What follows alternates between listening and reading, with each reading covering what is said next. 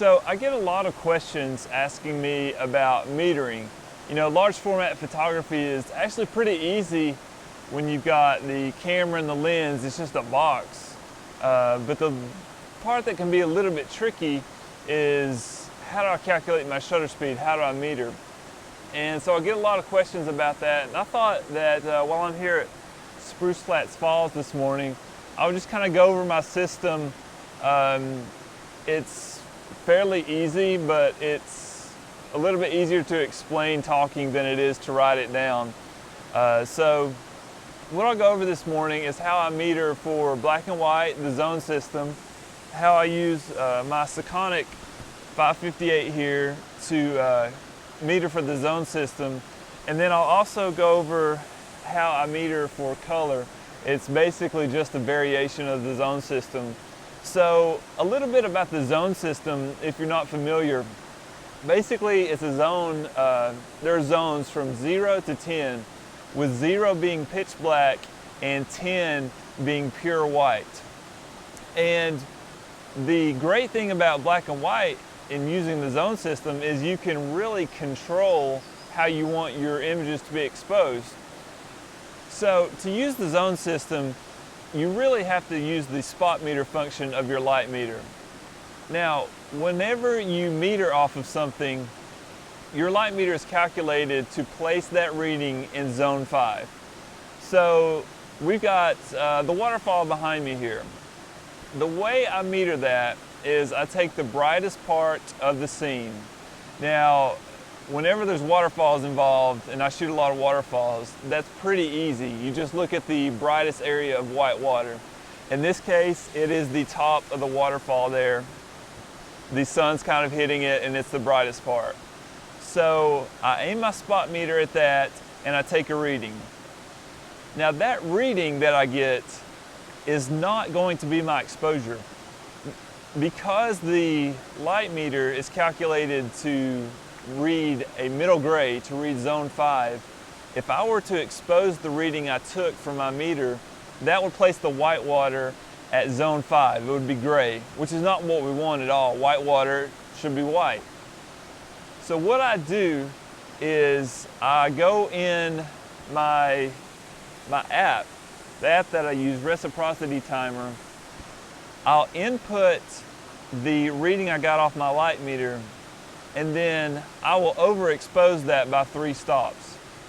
What that means is I have now placed that reading in zone 8. Every time you move up a zone, that is 1 stop. So just like your digital camera, your light meter in there, essentially what I'm telling it to do is to overexpose the top of that waterfall by 3 stops. So we've taken what was at first zone 5 in our light meter, we've overexposed it by 3 stops, and now that puts it in zone 8. So why do I pick zone 8? Well, zone 8 is about the brightest you can get in black and white film while still retaining detail. So I place my white water at zone 8. And usually that's all I'll do. I usually take 1 reading. Occasionally I'll spot check some other areas just to make sure I have the brightest part in zone 8. So what do we do about the shadows? Well, the shadows you want to have in zone 3. Again, why zone 3? Zone 3 is about the darkest you can get when while still retaining texture and detail. So if you place the shadows where you want detail, if you make sure that those are in zone 3, you will have plenty of details in those shadows. Now this scene right here, very fortunate, it has about 5 stops of total range between the highlights and the darkest shadows. So with regard to my shadows, when I'm going through and kind of spot checking my scene with a light meter, once I've got my reading, I hit the delta AV. And what that does is it's telling me the difference in stops between what I initially stored in memory, the brightest part of that white water there, and again, what I go to meter. So it's giving me the difference in stops there. Now, there is, right beside the waterfall, there's a kind of a recessed cave back there. And that cave is reading, the difference in stops between the whitewater and that cave is right around 5. So when I meter it, I'm getting a reading of -5 on here. And that's telling me that it is 5 stops or 5 zones darker than what I initially took on here. So my whitewater, the cave is 5 stops beneath that. Very kind of lucky that this scene is a very high contrast scene, but not too much. And everything fits nicely within that 5 stop range of zone 3 to zone 8. Now, it's kind of difficult to explain, but once you get used to using it, it's very easy. So what do I do if I am not, if I'm not in a scene that has 5 stops of dynamic range? Say I'm in a low contrast scene and there's only 4 zones between the whitewater and the darkest area. Well, that gets into a little bit more advanced developing technique. Essentially what I do in that case is, instead of placing my highlights in zone 8 or exposing it, overexposing it by 3 stops, I will place those highlights in zone 7. So if we're looking at a 4-stop scene, then my shadows are still correct. They're still in zone 3, but my highlights are essentially 1 stop underexposed. They're in zone 7 when I really want them in zone 8. And the way to correct that is by developing. You've heard the saying, expose for the shadows, develop for the highlights. And essentially a simplified version of that is that when you're developing, as you're exposing the film to the developer, it doesn't develop evenly. Essentially it doesn't get brighter evenly. Your dark shadows are not as reactive to the developer as the highlights. So as you're developing, the longer you go, the highlights get brighter faster than the shadows.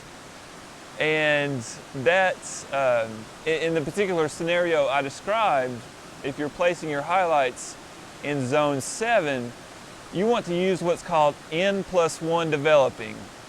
And again, really simplified, but you develop a little bit longer so that those highlights go from zone 7 up to zone 8. That developing time you have to calculate on your own through film tests. It's very dependent on the developer, the film, your developing technique. But so you have to do those tests yourself. But essentially you develop it just a little bit longer to bring those highlights up, and you get the total amount of contrast that you need to make a pleasing image. Now the opposite of that is true if you have a scene with too much dynamic range. You can back off of your developing time, do an N-1 or N-2 development. That's possible as well, but I've never come across a scene that needs that.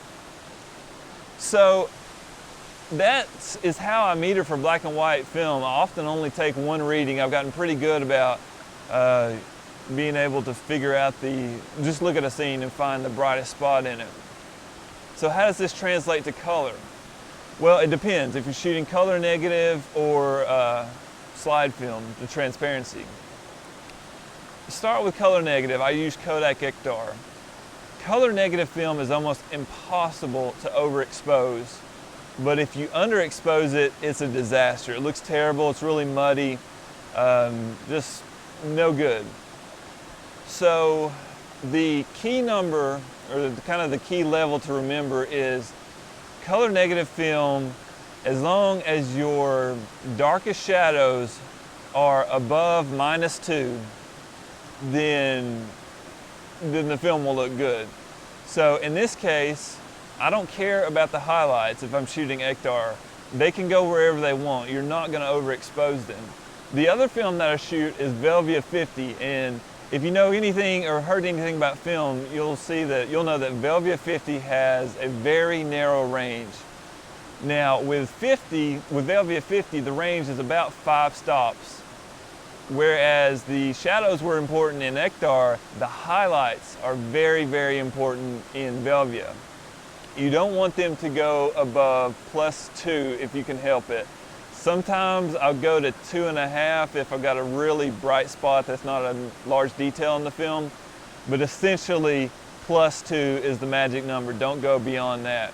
So this particular scene has a bit too much range for Velvia. I wouldn't shoot Velvia here.